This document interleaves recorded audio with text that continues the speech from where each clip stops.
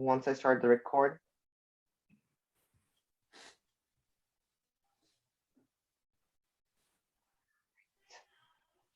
Aisha's here too, so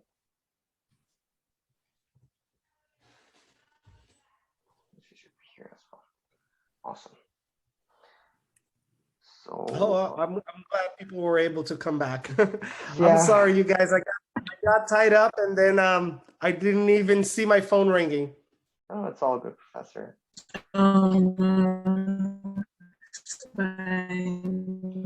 Okay. So as we were supposed to start, so I don't see Lisa, so I'll just take her questions for the time being. So since one and two, the first question, Professor, before we start, we'd like to hear a bit about you. Could you give a brief introduction on yourself? So, all right, cool. So I was really glad. I think it was you that reached out and gave me an opportunity to talk about, the urban issues, especially plaguing the United States. Not so much what I know of Canada, for example, Toronto, but we do have a huge problem with it in the United States. So I practice here. I practice in Fort Lauderdale in the Miami area. Mm-hmm. My practice mainly deals with large scale projects, right?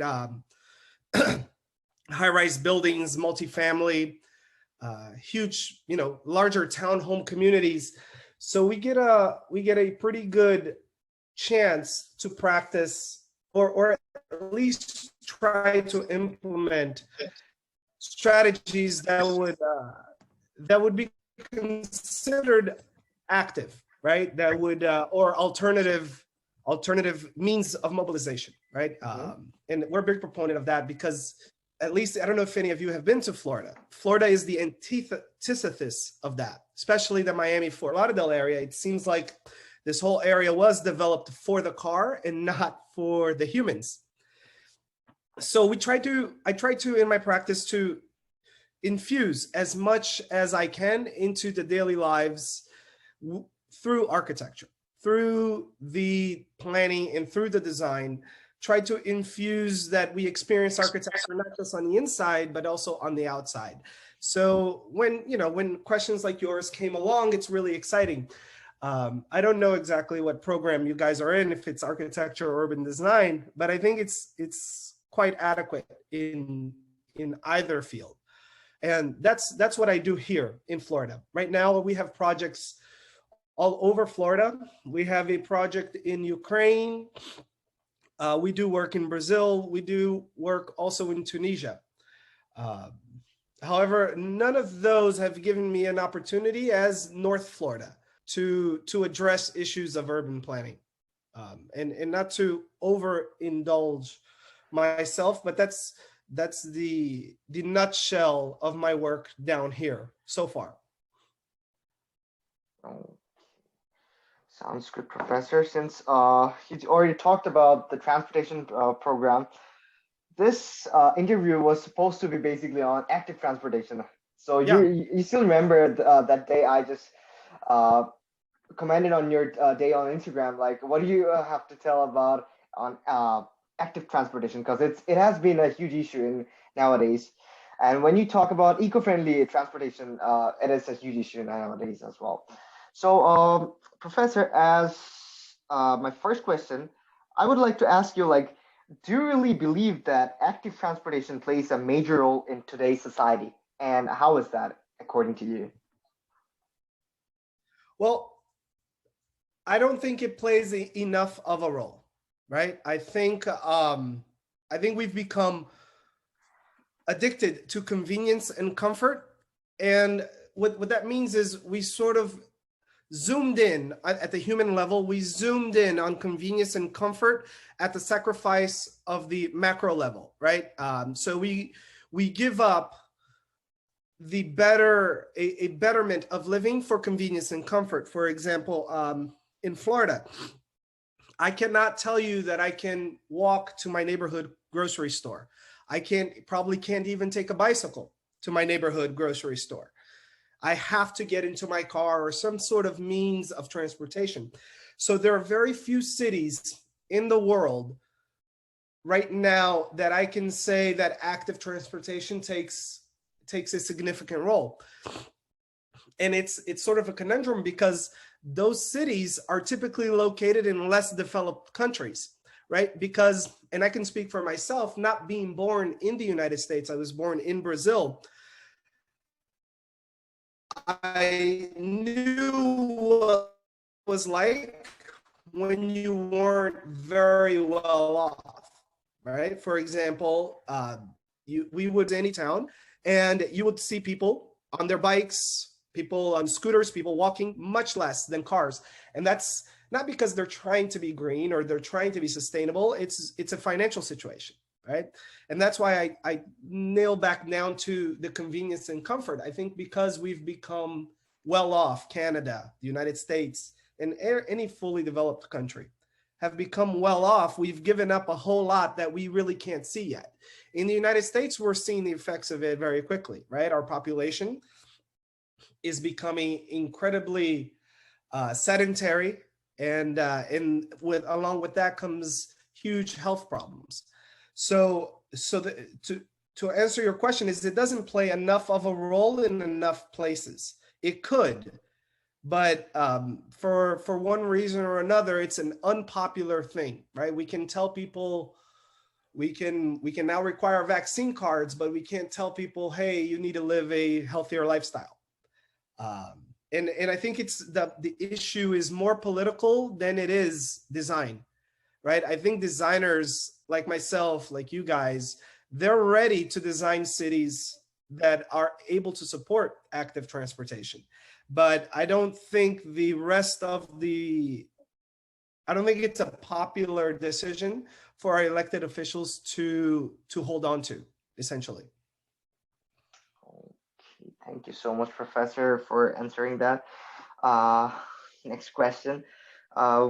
So what do you believe is the best mode of transportation in a city of Winnipeg? Winnipeg, I'd like to remind you is that Winnipeg is considered as one of the top 10 coldest cities in the world. So according to you, keeping the weather in mind, because if you stand outside, let me tell you something about one of my own experiences. Yesterday, I was waiting outside. I was waiting to move myself for relocating, and I had faced some kind of frostbites. And once you get a frostbite, you must take some kind of shots, like some injection shots. Otherwise, it gets infected. Your blood gets clotted. Course, yeah. It's a huge problem. So, according to that, what do you think that it as a best mode of transportation in a winter-based kind of country?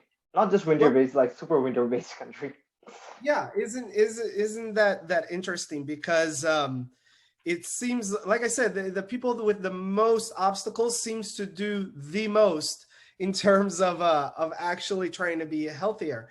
So in countries like yours, right, in Winnipeg, and you'd have to take everything with a grain of salt, right? If you do need to go outside, what I've seen them do in Toronto is a lot of underground. I don't know Winnipeg, for example, but I do know New York City. In New York City, I can get around very easily underground, right? I don't know if Winnipeg offers that sort of structure, but if it doesn't, the next best mode of transportation, other than active transportation, would be mass transportation, right? I would use mass transportation as a backup to active transportation. So in my order of operations, right, during those months that we can stand the weather, that we can be outside, we should, right? We should. During the months that we can't, and we still have to be outside, if we run into situations like you've described, we run the risk of frostbite and this and that, I would utilize mass transportation, because at that point, I mean, you've done what can be done, and it's okay to introduce a little more convenience into your life, right? Now, there's more futuristic ways to deal with this problem, right? Let's say this is an immediate solution. If we were to design, for 10 years in the future, we can design walkways that are sheltered, right? I've seen it done in Curitiba, Brazil, where the bus stops, and it's not as cold of a climate as Winnipeg, but at certain point, it was proposed to do almost star-shaped sidewalks, where these sidewalks were all enclosed in some sort of plastic tubing of some sort, right? I mean, the logistics would need to be thought out a little bit better, but if this is a project that does, you know, move forward, that's an incredible solution, right? That's sort of allowing us. You wouldn't have shelter all the way through, right? Because we can't cross the streets, but wherever there's dedicated sidewalks, there'd be sheltered tubes, much like they did in New York City at the height of COVID, for people to dine outside. That would be one solution. And I'm sure we can think of many other, but that's the first one that come to mind, is find ways that, inexpensive ways that we can shelter ourselves from the weather and still make it a programmatic event, as you know, as the architect in me would want to do it. If I designed this project, it wouldn't be just a plastic tube.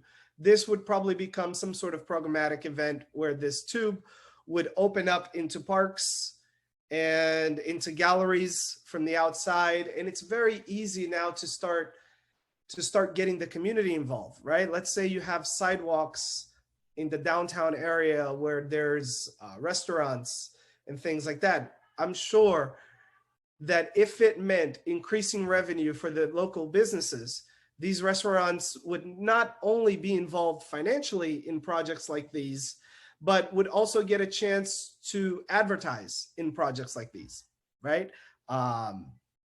And who knows, maybe the project even grows into an installation where some sort of sidewalk connection is directed into the places of business, almost like think of airport tarmac, right? That bridge that comes in and connects to the airplane, and then it leaves and does whatever it needs to do.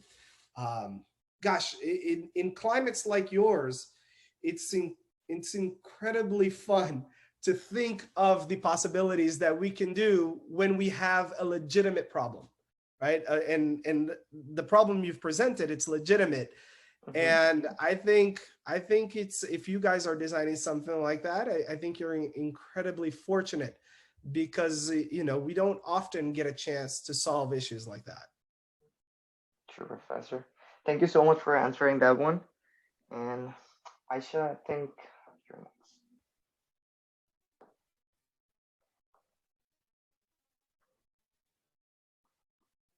Or I'm sorry, it's Andrea. For the next question? Yeah. All right. So our next question is, in your opinion, what are some of the biggest issues of transportation? We had it present in Winnipeg, but you could answer that for like a colder climate, I guess. Okay. So say the question again. In your opinion, what are some of the biggest issues of transportation present in a colder climate? I think it's inefficient, right? In a colder climate, the one that I can relate to most is New York City and a little bit of Toronto in your area. It's inefficient. If you try to drive through New York City at any given moment during the day, it's you might as well walk, right?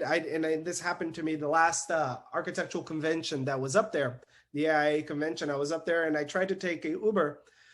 I don't know, it must have been maybe 20 blocks. Honestly, guys, it took about an hour. I just got out of the Uber, said, never mind, and I walked, because cities that become so crowded in that manner, it's just the car, and even mass transit becomes too inefficient to even operate.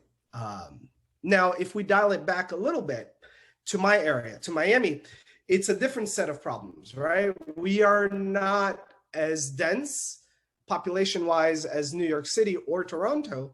However, we are dense vehicular-wise. So the issues in Miami now become sustainable, right? There's too many cars for very little people.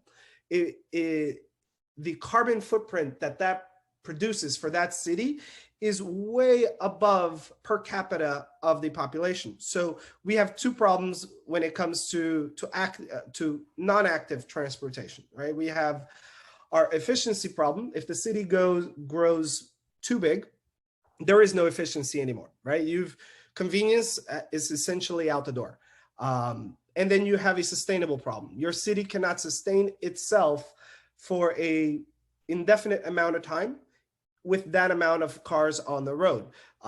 If you guys ever been down to Florida, when I was a kid down here, our main road, Interstate 95, I think it was 3 lanes, right? If I go down 95 today, we have 6 lanes on each side and we still have traffic, right? There was a famous quote by Andres Duani. He's an urban planner here in our area. And he says, it's not a matter of if you're gonna have traffic, it's a matter of how much traffic do you want? Do you want 3-lane traffic or do you want 6-lane traffic? Because as soon as you build more lanes, more cars will follow. So you have a density issue and you have a sustainable issue. I think those are our biggest concerns right now in 2022 when it deals with combustible engine transportation. Thank you. So for our 4th question is, what are some important factors that a transit system must have in order for it to be successful? When we're speaking about transit, are we talking about a physical transit, or are we talking about a mass transit like buses, trains? Yeah, mass. Like mass transit. Mass transit. In order for it to be successful, and you guys can take this to heart, there needs to be a reliable network, right? Infrastructure needs to be there. That's why mass transit works in New York City. It works in Sao Paulo. It does not work in Miami because, again, Miami was built for a car, which is single transit. If you try, and they're trying really hard, God bless their souls, they're building trains above, but it will never connect to the point where it becomes useful. So there needs to be an abundance of connections that would make you reconsider the purchase of your own vehicle, right? If I lived in New York City today, I can tell you guys that I would not have a car. It would be more expensive for me to own my own car in New York City than to just use mass transit. The opposite is true in Fort Lauderdale. It's more expensive for me to try to use mass transit in Fort Lauderdale than it is for me to just purchase a car and deal with the side effects that comes along with that. Thank you. All right, Professor, for the question 5, what do you think when we think about some eco-friendly modes of transportation, what do you suggest for a city like Winnipeg? Eco-friendly modes of transportation. And because our discussion today is about active, I'm going to assume we're talking about physical transportation. Yeah. You know, I don't know how safe Winnipeg is. I haven't been. But if it's a safe city, right? If it's a city that is respectful, eco-friendly, our fastest mode of transportation is a bicycle. And then depending on your age and your ability, skateboards and scooters, right? And of course, our legs always work. But so in order for us to judge eco-friendly, we have to quantify it with our purpose, with our program, right? Am I going to the park or am I going to the supermarket? If I'm going to the park and I am a person that is concerned with the environment, I'll probably walk there or skateboard there because I like skateboarding. But if I'm going to the supermarket where I'm still that avatar that is concerned with sustainability, that is concerned with de-densifying traffic, then I'm probably taking a bicycle, right? Because the program, your purpose is going to dictate your mode of transportation. The mode of transportation to me is probably less important than the actual purpose of the transportation. That's really what's going to dictate what you're going to do. as long as it's an active and your city supports it, I mean, I don't think you can go wrong. Okay, thank you, Professor. So following the previous one, I would like to ask you, compared to some other provinces, Winnipeg is quite behind when we talk about quick transportation. Because previously we used to have like the tram cars here in Winnipeg, but since these trams are like so slow and it takes a huge amount of electricity, they stopped like producing it and they stopped like using it in the city of Winnipeg.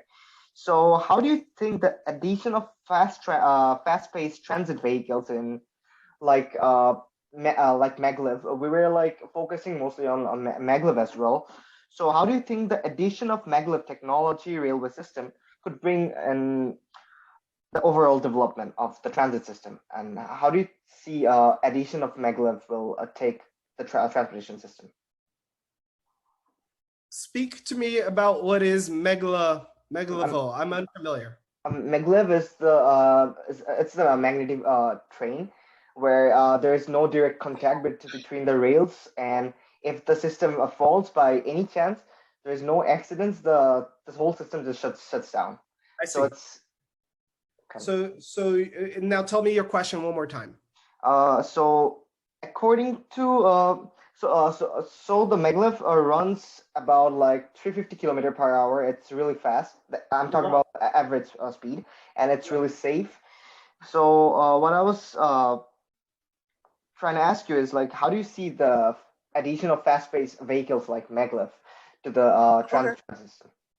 And it's eco-friendly since it's no combustion. It just runs on electromagnetic waves. Yeah. Can you guys hear me? Yeah, we can hear you. Oh, sorry, my AirPod connected here. I didn't know if you could hear me. All right. So the benefit I see to a transit system like that, to me, it's limited to long distance travel, right? Which I'm not really interested in. I'm more concerned with developing our current local area. But a system like that is incredibly powerful to interconnect cities, right? If we were talking about, okay, let's build a province, right? A fast-paced system, especially one that is eco-friendly, is very interesting at that scale. At the smaller scale, I don't know how useful that would be to you guys in solving your daily problems, unless school is far away and you need to get to it fast, right? Unless, family is far away and you need to get to it fast. Those are two very different examples. Maybe school, we can immediately school. You guys go to school every day. A high transit system for school, if your school is that far away, maybe if there is no other options, fine. If there is, maybe look for school closer. Family, I mean, how often do you go back home, right? So take that into consideration. Things like that are shiny and they're great, right? But they're really not solving the immediate problem. They're solving maybe a future problem of interconnectedness, which we are becoming more and more global as years go by. But at least in this point in the work that I do, I'm concerned with the local neighborhood and not so much the entire state, if that makes any sense. I would like to solve local problems and then from local problems branch out into larger problems. I think if we're not careful, or if you guys are not careful, especially one that's so attractive like you described, will become a crutch, and then the active transportation problem will just get pushed down the road. Oh, we don't need to enact this because we have the mega train. Oh, we don't need to do this because we have this hype, and it's sustainable and it's green. So we need to interested in changing the way people live, right? Because it sounds to me like I could solve, if my only issue was solving the car problem in the United States and making it, you know, a sustainable problem, everybody should just buy Teslas, right? But I don't think that would solve the cultural issue that active transportation solves, right? That's why the subject is so important, is because it's not a convenient, it's not a problem of convenience, and it's not even a problem of sustainability. It's a problem that, okay, how do you want the human species, what do you want the human species to look like 50 years down the road, right? So 50 years down the road, what I see, have you guys ever seen that cartoon Wall-E? Yeah, that's what I see 50 years down the road. Everybody in their own little pods, and we're all like, you know, we can't even walk straight when we try to walk because we've forgotten. Because, and remember, in Wall-E, everything is very sustainable. It's all green, it's all good, but it really doesn't help the way we live. It doesn't help us, you know, in actually experiencing life, is what I'm trying to say. So yes, the high speed train is an incredible improvement over our coal ridden train, but I don't think it solves enough problems for us in the immediate. Okay. See. Aisha, I think. Yeah. So the next question is, in a place like Winnipeg where it's so cold, and we use like the bus ticket, because you have to maybe store to get bus tickets. So in what ways do you think that bus tickets can be like available? Why can't you buy them now on your phone? That sounds so antiquated.